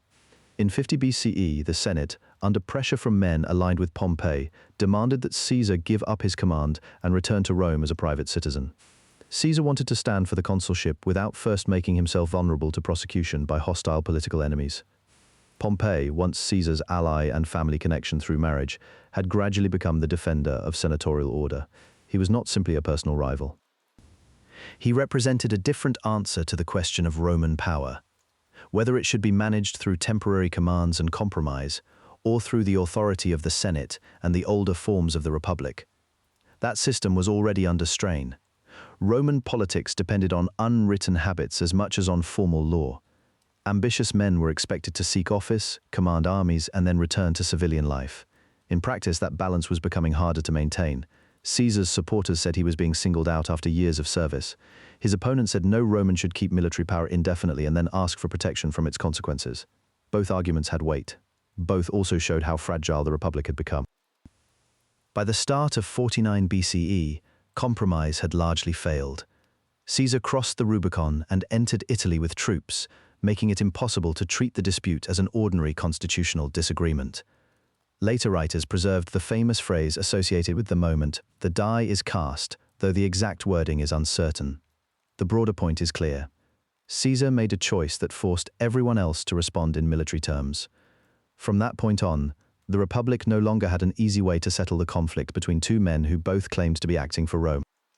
Pompey and much of the senatorial leadership left Rome rather than submit. That withdrawal reflected both political judgment and military weakness. Pompey remained a respected commander, But Caesar's veterans were nearby, and Caesar moved quickly enough to secure Italy before a full defense could be organized. Rome itself did not become the main battlefield. The war shifted around the Mediterranean, where both sides tried to gather money, allies, and ships. Caesar went into Spain first, where Pompeian forces had to be dealt with before he could turn east. Pompey, meanwhile, built a stronger position in the eastern provinces, where he had contacts and resources. The war showed how much Roman politics had changed. Voting and debate still mattered, but only to a point. Real power now depended on speed, military loyalty, and control of territory. Caesar used those advantages well. He often presented himself as a man of mercy, especially when he spared defeated enemies. Ancient sources and later accounts agree that this clemency was real, though it was also useful. It helped Caesar argue that he was fighting a narrow group of political opponents rather than the Republic itself. Even so, the larger fact remained that a Roman general was deciding the future of the state by force. The decisive battle came in 48 BCE at Pharsalus in Greece. Caesar's own commentaries, along with later writers such as Plutarch and Appian, agree that Pompey's larger army was defeated. Caesar's version is naturally partial, and later traditions add details that should be treated carefully. But the outcome is not in doubt. Pompey's line broke, his army was routed, and he fled. He eventually went to Egypt, where he was killed soon after arriving. His death removed Caesar's main rival, but it did not restore the old order. It left Caesar dominant in a series of settlements and campaigns. What followed was not a simple seizure of a throne. Rome had no official form for a man who had defeated the Republic's enemies and then tried to reorganize the state from within. Caesar moved through a series of offices and honors that made his position more and more exceptional. He became dictator, first for limited periods and later for a longer term. He held the consulship repeatedly. In early 44 BCE, he was named dictator for life, a title that alarmed many Romans because it made emergency authority seem permanent. That distinction mattered. In earlier Roman practice, dictatorship had been temporary, meant for moments of crisis. Caesar's version looked different because the crisis never really ended, and because his authority rested less on custom than on victory. The Senate still met. Magistrates were still elected. Public forms still existed. But the center of decision-making had shifted. Caesar reorganized the calendar, planned public works, expanded the Senate, and began shaping Rome according to his own program. Some of these changes were practical and necessary. Others suggested a ruler who no longer needed to ask permission. The collapse of republican balance did not happen all at once. It came through a series of steps that made exceptional power seem normal. The same political habits that had once managed competition now only recorded Caesar's supremacy. His enemies had tried to stop him before he returned with an army. Once he crossed the Rubicon, they were forced into a war they could not easily win. Once they lost, the old balance did not recover. Romans continued to speak the language of the Republic, but the substance had changed. The state had survived the civil war, yet it no longer rested on shared authority among equals. It rested increasingly on one man's position, and that would shape the next phase of Roman history. After Caesar's assassination in 44 BCE, Rome did not return to peace or to a restored republic. It entered another round of civil war. Caesar was dead, but his supporters were still armed, and the men who had killed him had no shared plan for what should come next. The issue was control. The republic had already been weakened. Now the question was, who would inherit its authority? Caesar's will deepened the crisis. He adopted his grandnephew Octavian as his son and heir, and that legal act gave the young man a claim that was easy to dismiss at first and hard to remove later. Octavian was still very young and had no long political career of his own, but he had Caesar's name, Caesar's veterans, and the advantage of presenting himself as the defender of Caesar's memory. Mark Antony, one of Caesar's closest allies, also tried to shape the succession for himself. For a time, the Senate saw Octavian as a useful counterweight to Antony. That judgment did not last. Once armed men, legal claims, and public loyalty entered the struggle, the old republican balance became harder to restore. The conflict unfolded in stages. In 43 BCE, Octavian, Antony, and Lepidus formed the Second Triumvirate. This was not merely an informal alliance. It was a legally empowered commission of 3 men given extraordinary authority over the state. They used that power to defeat rivals and to purge opponents through prescriptions, public lists of enemies to be hunted down and dispossessed. Ancient writers preserve the names of many who died, including Cicero. The exact details come through later accounts, And the sources are not neutral, but the broader pattern is clear. Roman politics had moved from argument and competition to confiscation and execution. The triumvirs then turned against Caesar's assassins. Brutus and Cassius gathered support in the eastern provinces, where they hoped to rebuild resistance. In 42 BCE, they were defeated at Philippi in Macedonia. That battle ended the immediate republican cause, but it did not bring stability. Instead, it divided the Roman world among the victors. Antony took the east, Octavian took the west. Lepidus soon became the weaker partner and was pushed aside. The state still existed, but its strongest men now controlled it through armies and provinces rather than through the older institutions of the Republic. For a time, Antony appeared to be the more prominent figure.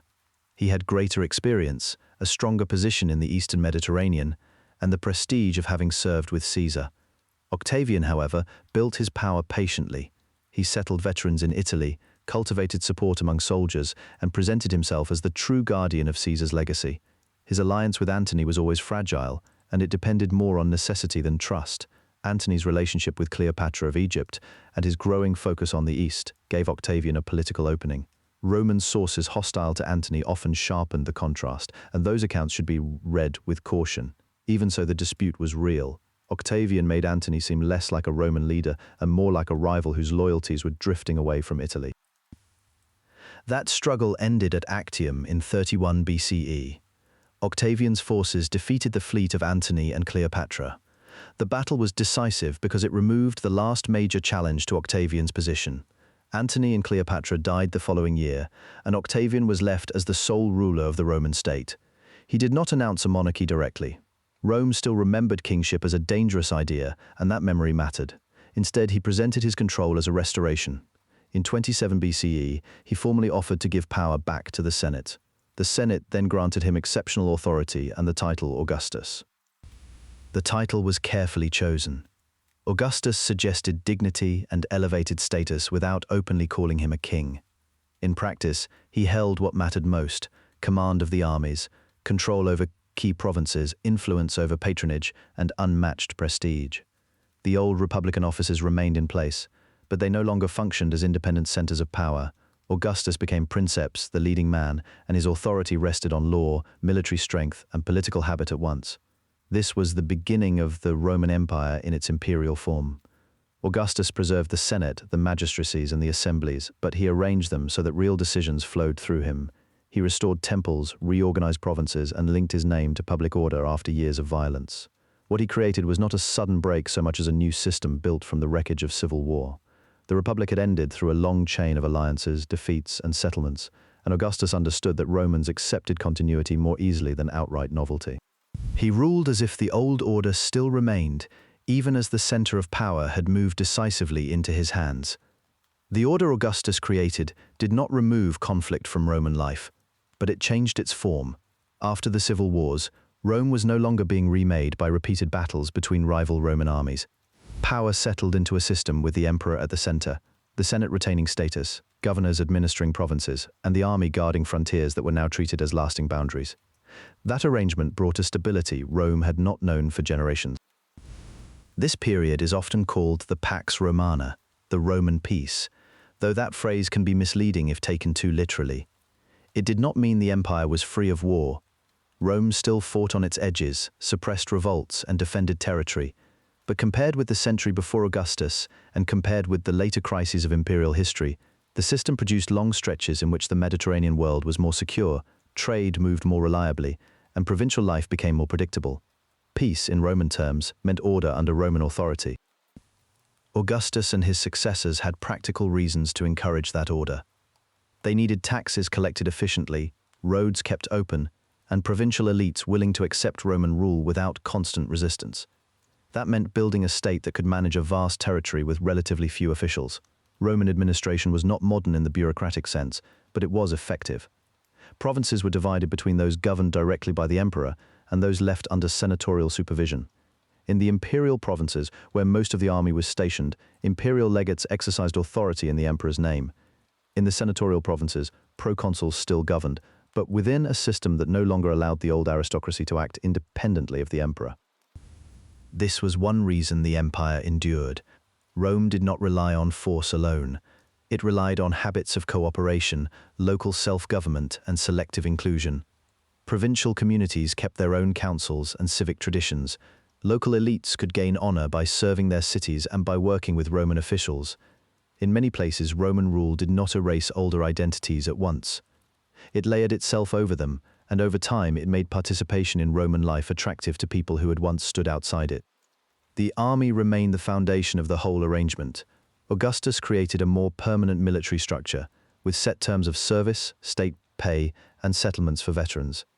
That reduced some of the instability that came from armies following individual generals into civil war. It did not remove political danger entirely because soldiers still mattered and emperors still depended on their loyalty. But it made the frontier system more regular. Legionary camps became permanent fixtures along the Rhine, the Danube, in Britain, in Syria, and in North Africa. These garrisons were not only defensive, they also anchored Roman influence, supported roads and markets, and linked military power with provincial life. The frontier did not look the same everywhere. In some regions, Rome built fortifications and watched closely for movement across rivers and mountain passes. In others, it depended more on client kings, allied communities, and negotiated arrangements with neighboring peoples.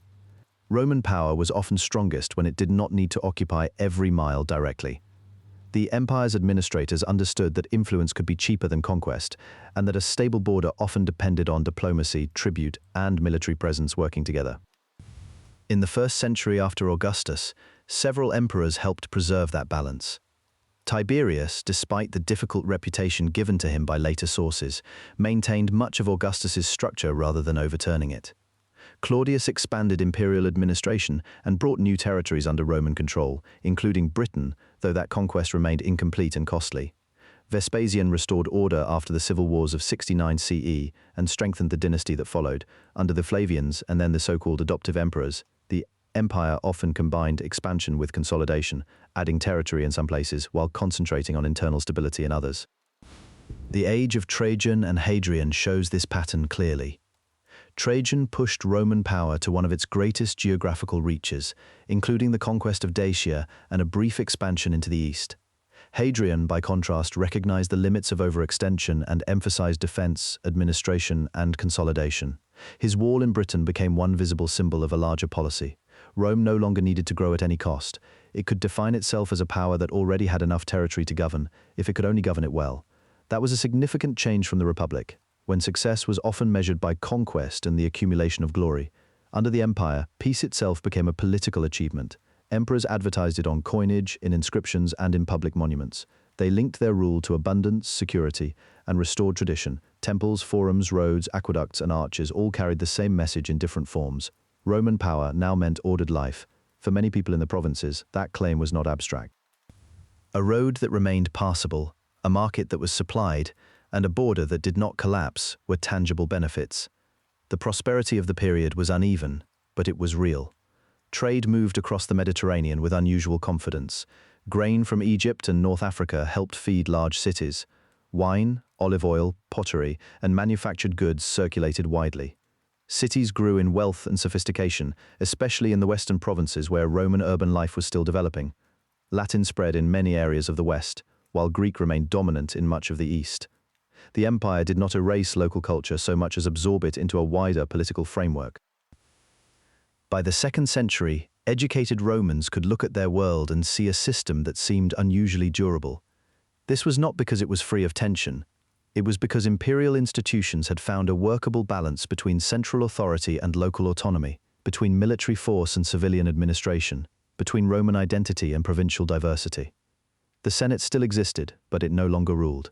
The emperor held ultimate authority, but he relied on a network of officials, commanders, jurists, and local elites to make the system function.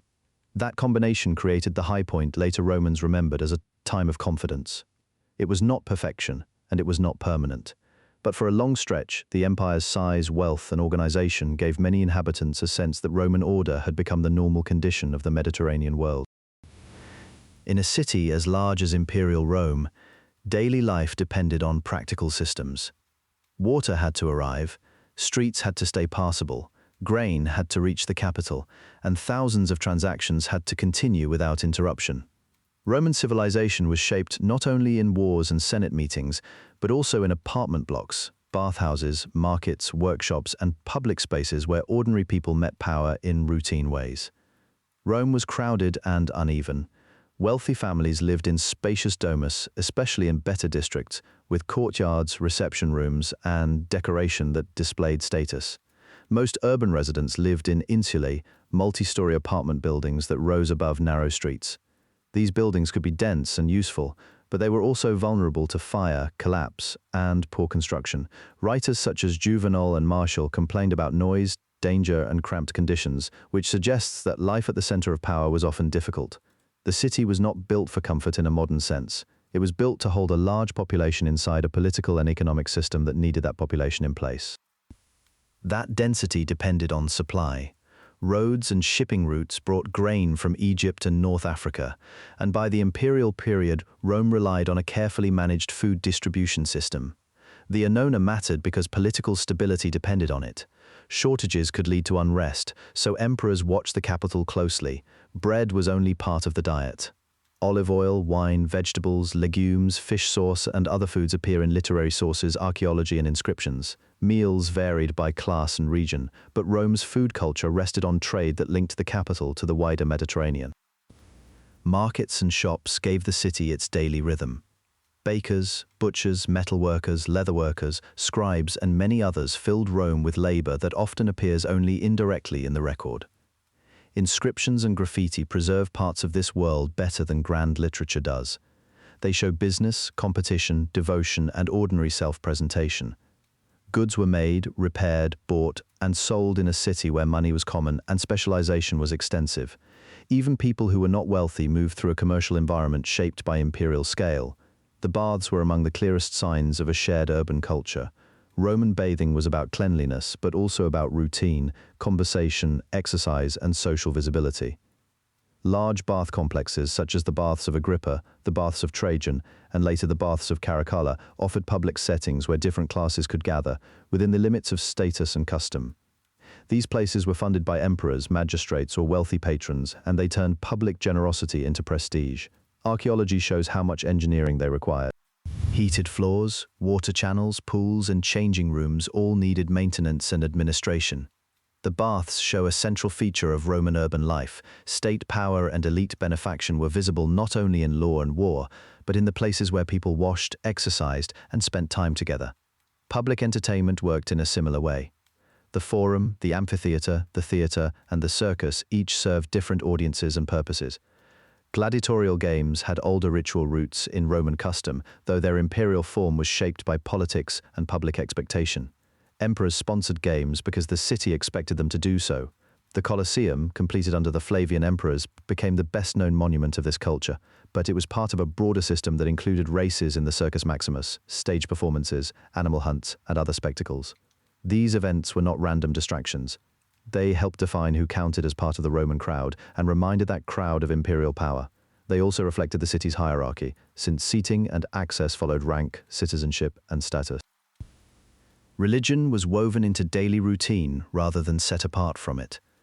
Altars, temples, household shrines, and festival days marked the city's calendar.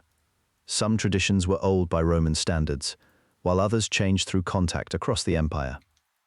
The imperial cult, in which rulers received honors tied to loyalty and public order, helped connect the emperor to civic life without replacing traditional worship. Sacrifice, vows, and public ritual shaped how Romans understood their relationship to the gods and to the state.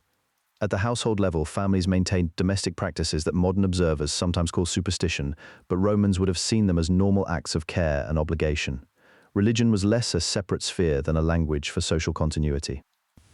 Literacy and education also shaped the city, though unevenly.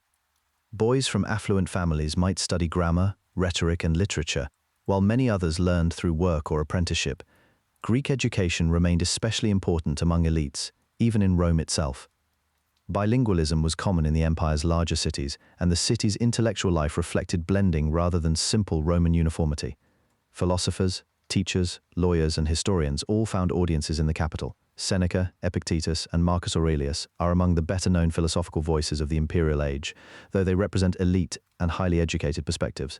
Their presence shows that Roman urban culture was not only material, it was also argumentative, reflective, and concerned with how a person should live inside a vast political order. For most people, though, the city was experienced in repeated patterns. Early in the day, there were errands, labor, and legal business. Later came bathing, meals, visits, and public events. Clients might attend their patrons in the morning, tying social life to hierarchy in a direct way. Freedmen, slaves, merchants, soldiers on leave, artisans, and provincial visitors crossed paths in the same crowded streets. The city was not equal, but it was connected. That connection helped Rome remain powerful for so long. It turned administration into habit and habit into loyalty. By the time the empire reached its high point, the capital had become more than a seat of government. It was a working system of supply, ceremony, labor, entertainment, and status. Its apartments, baths, markets, and public spaces made imperial power visible in everyday form. The city was crowded, structured, and alive, and that daily order helped hold together the much larger world Rome ruled. As Rome's capital grew larger and more complex, it became harder to say in simple terms who really ruled it. The emperor stood at the center, but imperial power was never carried by the emperor alone. It depended on officials, advisors, household staff, provincial governors, generals, and, in practical terms, the soldiers who controlled access to the ruler. The state had become too large for older republican habits to manage, so power gathered around the palace. That made the system workable, but never fully secure. Rivalry, rumor, and sudden change remained close at hand. Augustus understood this well. After years of civil war, he did not present himself as a king. He claimed to restore the republic while quietly concentrating authority in his own hands. Later emperors followed that pattern in different ways. Some were careful administrators, some relied on family connections, some were adopted as heirs. Some came to power through military backing. In theory, the Principate preserved the old institutions. In practice, the emperor's personal position mattered more than any office from the old republic. The Senate still met, and the magistracies still functioned, but the center of gravity had moved. Succession remained a constant problem because Rome never developed a single, stable method for passing power from one ruler to the next. In a few cases, emperors chose capable heirs and secured a smooth transition. Augustus did this with mixed success in his later years.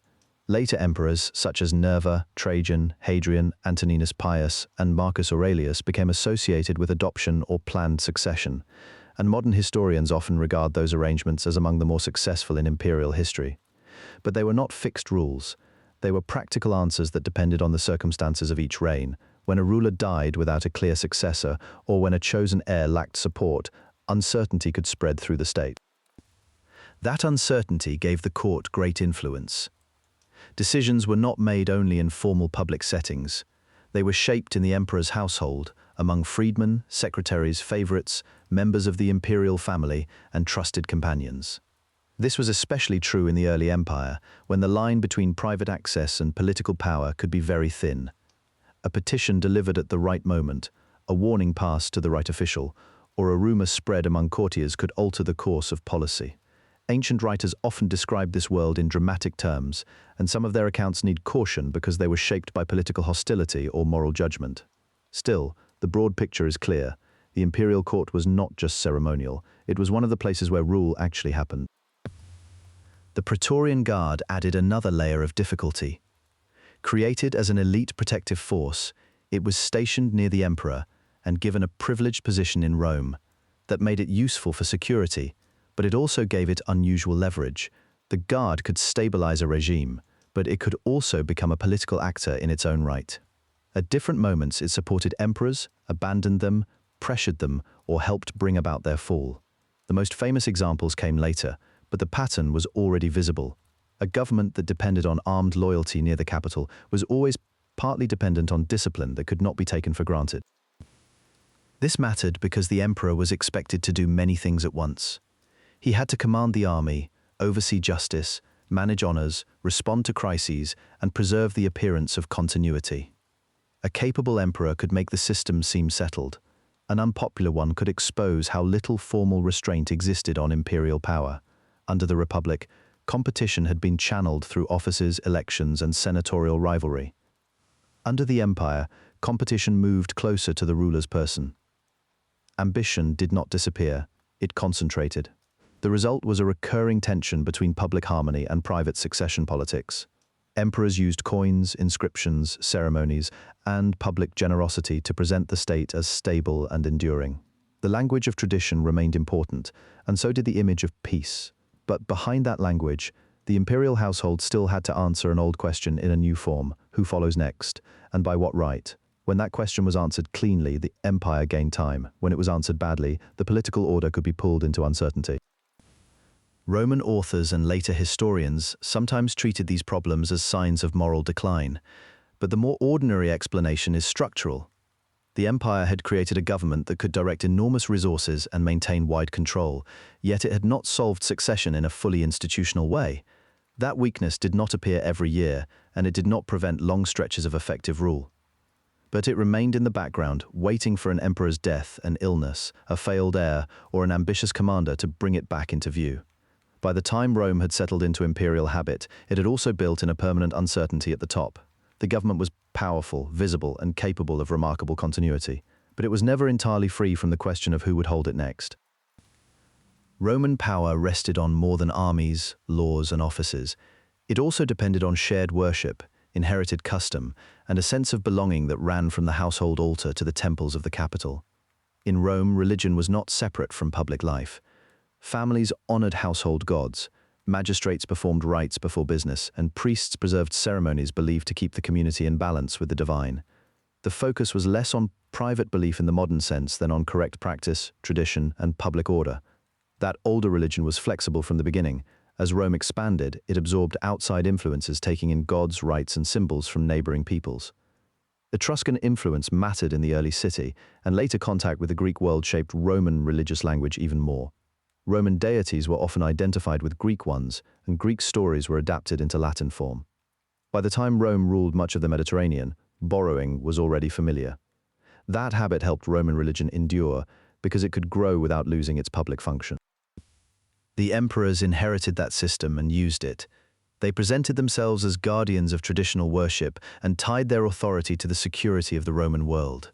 Sacrifice, festivals, priesthoods, and state ceremony all helped express the idea that Rome's order was ancient, lawful, and favored by the gods. The emperor was not a king in the old republican sense, but his household stood at the center of public religion in a way that gave imperial rule a sacred frame. Some emperors emphasized this more strongly than others, and the evidence for personal piety is uneven. What is clear is that the imperial system relied on public ritual to explain itself.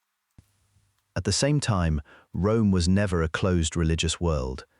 The empire connected many populations, and those populations brought their own gods, customs, and expectations. Local cults survived under Roman rule. In many places they were respected, reshaped, or linked to Roman practice rather than erased. Long before Christianity became dominant, the empire was already religiously varied. Roman identity was never based on one simple creed. It was civic, legal, and cultural as much as religious. A person could be Roman in different ways through citizenship, language, office, military service, or urban life. Philosophy gave educated Romans another way to think about duty and authority. Greek schools of thought had long influenced the Roman elite, and by the imperial period they were part of Roman intellectual life. Stoicism, with its emphasis on self-control, duty, and an ordered life, was especially important. Roman writers used philosophy to reflect on power, fortune, and proper conduct in public life. Seneca, a major Stoic writer of the 1st century AD, is one of the best-known examples, though he was also deeply involved in court politics, which shows how theory and practice often collided. Marcus Aurelius, writing much later, left personal reflections that show an emperor using philosophical language to discipline himself under the burdens of rule. These texts do not describe ordinary Roman life, but they do show how Romans at the top of society tried to make sense of authority, mortality, and responsibility. Religious change continued alongside that intellectual world.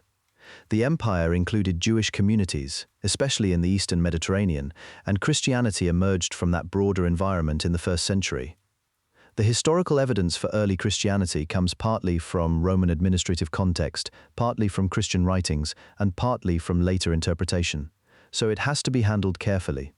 What can be said confidently is that Christianity began as a small movement within the Roman world and gradually spread through cities and social networks.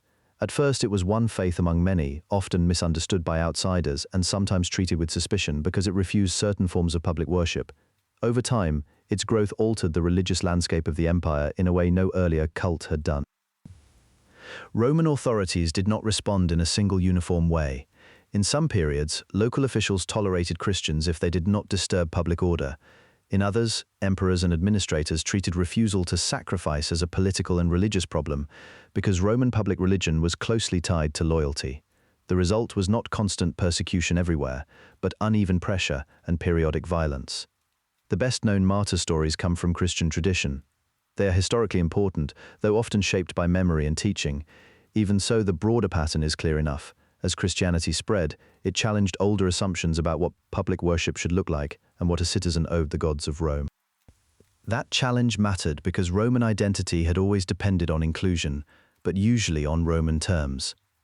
The empire could absorb new peoples and eventually extend citizenship widely, but it expected those groups to fit into imperial structures. Religion became one of the places where that expectation was tested. If earlier Rome had been able to identify itself with a broad civic polytheism, the rise of more exclusive beliefs made the old balance harder to maintain. Philosophy was affected too, because serious thinkers now had to explain the moral world in an empire that contained competing claims about truth and authority. By the later empire, Roman identity had become more layered than in the city's early centuries.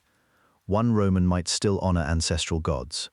Another might follow a mystery cult, study Stoic ethics, or belong to a Christian community.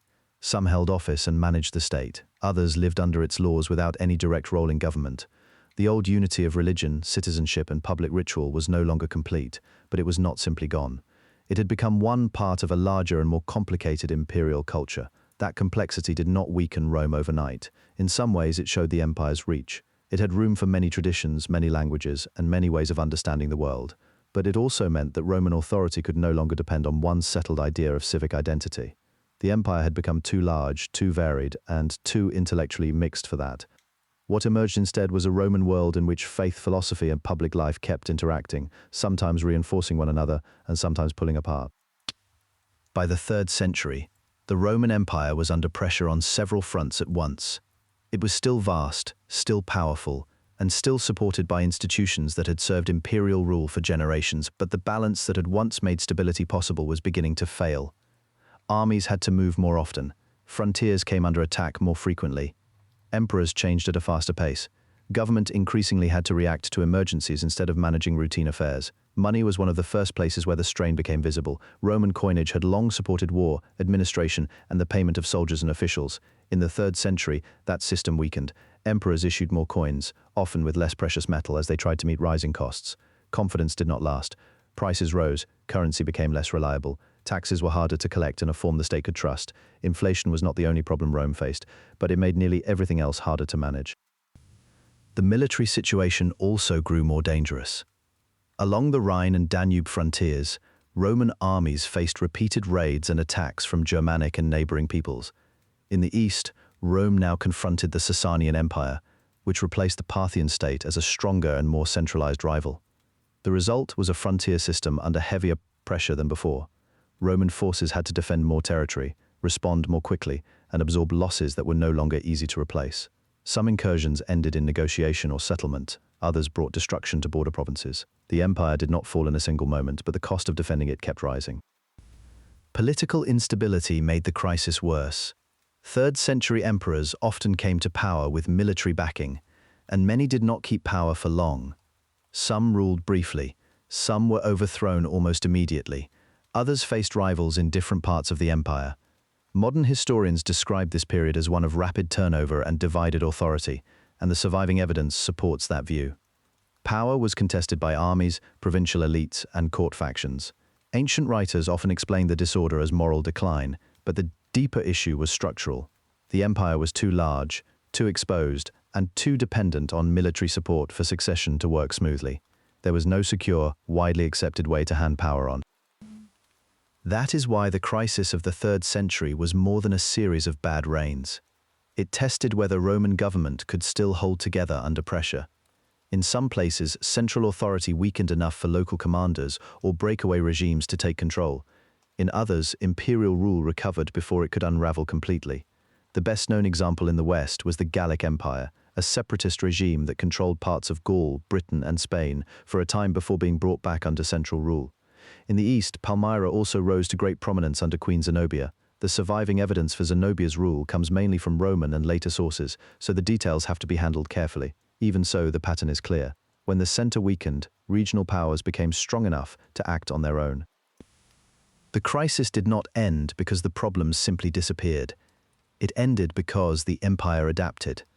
Emperors such as Aurelian and Diocletian used military force, administration, and reform to restore imperial control. Aurelian recovered breakaway territories and strengthened defenses. Diocletian went further and reorganized the structure of rule itself. He understood that one emperor could not easily manage every frontier and every political emergency at the same time. The answer was not a modern division of the empire into separate states, but a sharing of responsibility at the top. Power was divided among multiple emperors, and the system later called the Tetrarchy gave the government a more coordinated structure. That change reflected a practical reality. Different parts of the empire now required different kinds of attention. The western provinces faced one set of military and economic problems. The eastern provinces, with their older cities and denser tax base, faced others. Governing both from a single center had become much harder. By sharing power, the emperors hoped to make the state more responsive and less likely to break under pressure. They were trying to preserve unity by accepting division in administration. The imperial court also became more formal and more distant. The emperor was no longer simply the first citizen in the older republican sense. He stood at the center of a more openly autocratic government, with stronger hierarchy, greater ceremony, and tighter administrative control. This did not make the empire less Roman. In many ways, it was a Roman solution to Roman problems. The state was reorganized so that it could classify, supervise, and direct more effectively. But it also changed the character of imperial rule. The republic was long gone, and even the early emperors had preserved some republican language. By the late 3rd century, imperial government looked and operated differently.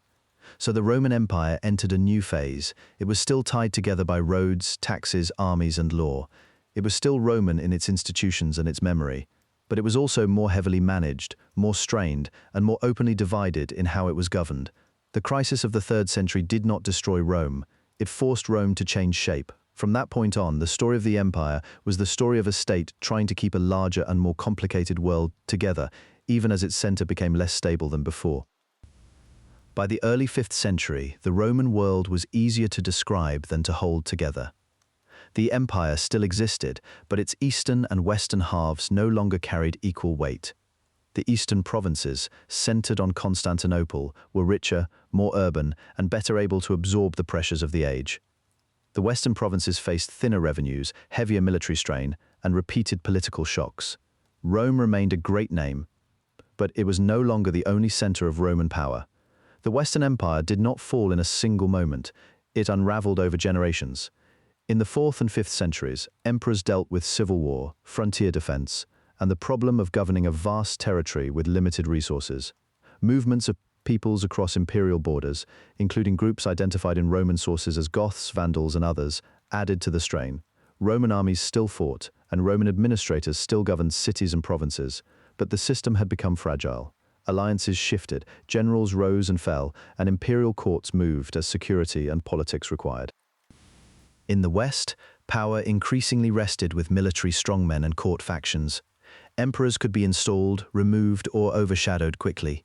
Some ruled only briefly, others depended on commanders who were more influential than the emperor himself.